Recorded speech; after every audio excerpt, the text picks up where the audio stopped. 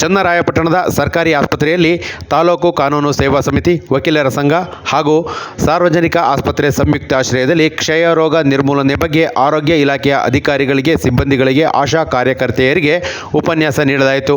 ನ್ಯಾಯಾಧೀಶೆ ಅರುಣಕುಮಾರಿ, ವಕೀಲರ ಸಂಘದ ಅಧ್ಯಕ್ಷ ಸುಂದರರಾಜ್, ಕಾರ್ಯದರ್ಶಿ ಕುಮಾರ್, ಸರ್ಕಾರಿ ಆಸ್ಪತ್ರೆ ವೈದ್ಯರಾದ doctor Mahesh, doctor Harish, doctor Arun Kumar, THO Kishore ಸೇರಿದಂತೆ ಆರೋಗ್ಯ ಇಲಾಖೆಯ ಅಧಿಕಾರಿಗಳು, ಸಿಬ್ಬಂದಿಗಳು ಹಾಗೂ ಆಶಾ ಕಾರ್ಯಕರ್ತರು ಉಪಸ್ಥಿತರಿದ್ದರು. ನಮ್ಮ ಇಲಾಖೆಯ ಎಲ್ಲರೂ ಕೂಡ ಬೇಸಿಕ್ ವರ್ಕರ್ಸಿಂದ, ಆಶಾ ವರ್ಕರ್ಸಿಂದ ಹಿಡಿದು ಮೆಡಿಕಲ್ ಆಫೀಸರ್ಸ್, ಅದರಲ್ಲೂ ಸ್ಪೆಷಲಿಸ್ಟ್ ಫಿಸಿಷಿಯನ್ಸು, ಅವರ ರೋಲು ಅತಿ ಮುಖ್ಯವಾಗಿರ್ತದೆ ಅಂತ ಈ ಸಂದರ್ಭದಲ್ಲಿ ಹೇಳಕ್ಕೆ ಇಷ್ಟಪಡ್ತೀನಿ. ಇದರೆಲ್ಲ ನಾವು ಸ್ಫೂಟಮ್ ಎಲ್ಲೋ ಕಳಿಸಿ ಸ್ಲೈಡ್ ಮಾಡಿಸಿ ಆ ಆಧಾರದ ಮೇಲೆ ನಾವು ಟ್ರೀಟ್ಮೆಂಟ್ ಕೊಡ್ತಾ ಇದ್ವಿ.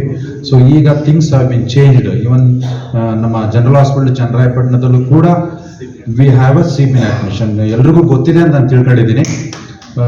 ಹೆಚ್ಚಿಗೆ ಹೇಳುವಂತ ಅವಶ್ಯಕತೆ ಇಲ್ಲ, ಯಾಕಂದ್ರೆ prevention is better then cure ಅಂತ ಹೇಳ್ತಾರೆ.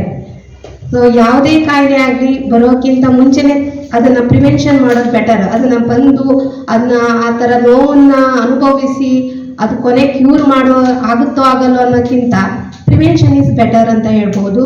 ಮತ್ತೆ ನೀವೆಲ್ಲರೂ ಕೂಡ, ನಾನು ಫಸ್ಟ್ ಆಫ್ ಆಲ್ ಆಶಾ ಕಾರ್ಯಕರ್ತೆಯರಿಗೆ ಹ್ಯಾಟ್ಸ್ ಆಫ್ ಹೇಳ್ತೀನಿ. ಯಾಕಂದ್ರೆ ಅವ್ರು ಗ್ರೌಂಡ್ ಲೆವೆಲ್ ಅಲ್ಲಿ ವರ್ಕ್ ಮಾಡ್ತಾರೆ. ಸೊ ಅವರಷ್ಟು ವರ್ಕ್ ಮಾಡೋರು ನನ್ನ ಪ್ರಕಾರ, ನಾನು ನೋಡಿದ ಪ್ರಕಾರ, ನಾನು ಯಾಕಂದ್ರೆ ಇದರ DLS ಸೇರಿದ್ದೆ, ಡಿಸ್ಟ್ರಿಕ್ಟ್ ಲೀಗಲ್ ಸರ್ವಿಸ್ ಅಥಾರಿಟಿಯಲ್ಲಿ. ಅವಾಗ ನೋಡಿದಾಗ ಆಶಾ ಕಾರ್ಯಕರ್ತರಿಗೆ ಎಷ್ಟು ವರ್ಕ್ ಇದೆ ಅಂದ್ರೆ ಅಷ್ಟಿಷ್ಟಲ್ಲ, ಅವರು ಮನೆ ಮನೆಗೂ ಹೋಗಿ ಎಲ್ಲರದ್ದು ಒಂದು ಆರೋಗ್ಯ, ತಮ್ಮನೇದೇ ನಮಗೆ ಯೋಚನೆ ಮಾಡೋದು ತುಂಬಾ ಟೈಮ್ ಸಾಕಾಗೋದಿಲ್ಲ.